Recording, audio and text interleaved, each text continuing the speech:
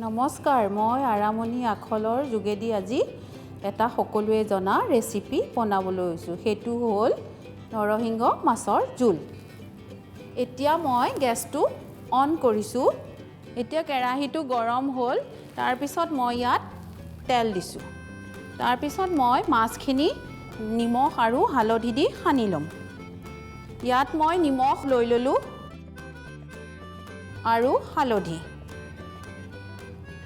তাৰ পিছত ভালকে সানি ল'ব নিমখ আৰু হালধিখিনি এতিয়া কেৰাহীটো গৰম হৈ গ'ল তেলখিনি কেৰাহীৰ তেলখিনি এতিয়া গৰম হৈ গ'ল তাত মই ইয়া মাছ কিপিছ দি দিছোঁ নৰসিংহ আচলতে বহুত হেলথৰ কাৰণে ভাল তাৰ কাৰণে প্ৰেছাৰৰ কাৰণে মানে নিজৰ মানে ব্লাড সাৰ্কুলেশনৰ কাৰণে হেতু কাৰণে বহুতেই ভাল আৰু ওয়েট লছৰ কাৰণেও নৰসিংহ পাত বহুতেই ভাল আৰু মানুহে যাতে নৰসিংহ পাতটো ইউজ কৰে হেতুৰ কাৰণে মোৰ অনুৰোধ এতিয়া মাছখিনি হৈ গ'ল আৰু মই ইয়াত লৈ লৈছোঁ এতিয়া মই সেইখিনি তেলতে এয়া নহৰু দিবলৈ ওলাইছোঁ নহৰুখিনি অকমান ৰঙচুৱাকে ভাজি ল'ব ইমানো নহয় অলপমান খিনি হোৱাৰ পিছত এতিয়া মই ইয়াত আলুটো এনেকে ভাঙি দিম আৰু এইখিনি মাজে মাজে লৰাই থাকিব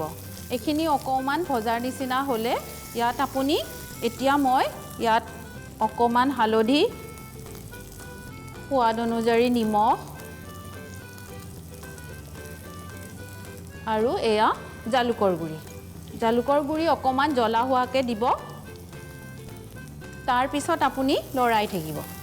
অকমান 2 মিনিট মান ভজা হোৱাৰ পিছত মই এয়া নৰসিংহৰ পাতৰ জোলখিনি ইয়াত দিবলৈ ওলাইছোঁ আৰু এইখিনি এতিয়া অকমান হ'বলৈ দিয়ক আৰু নৰসিংহ জোল ঠাণ্ডা দিনত খাই খুবেই ভাল পাব জালুকৰ গুড়ি গাৰ বিষ চিখো ভাল হ'ব আৰু যাতে সকলোৱে এনেকে জোলখিনি বনাই খাই তাৰ কাৰণে মোৰ অনুৰোধ এতিয়া এইখিনি হৈ গ'ল ইয়াত মই এতিয়া মাছ দিবলৈ ওলাইছোঁ এয়া মাছ কিপিছ দি দিম এতিয়া মাছ দিয়াৰ পিছত ইয়াত অলপ আপুনি পানীও দিব পাৰে তাৰ পিছত আপুনি আকৌ ঢাকন মাৰি দিব অলপ 5 মিনিট মান ভালকে উতলিব লাগিব তাৰ পিছতহে মাছৰ জোলখন খাবলৈ ভাল হ'ব আৰু এতিয়া এইখিনি মাছৰ জোল হৈ গ'ল আৰু মই এতিয়া গেছটো বন্ধ কৰিলোঁ আৰু ইয়াত মই এয়া এনেকে সাৰ্ভ কৰিছোঁ আৰু ইয়াত মই এতিয়া এয়া সৰু সৰুকে আদা কাটি লৈছোঁ এইখিনি ডেকোৰেশ্যনৰ কাৰণে আপুনি ইয়াত এনেকে সজাই দিব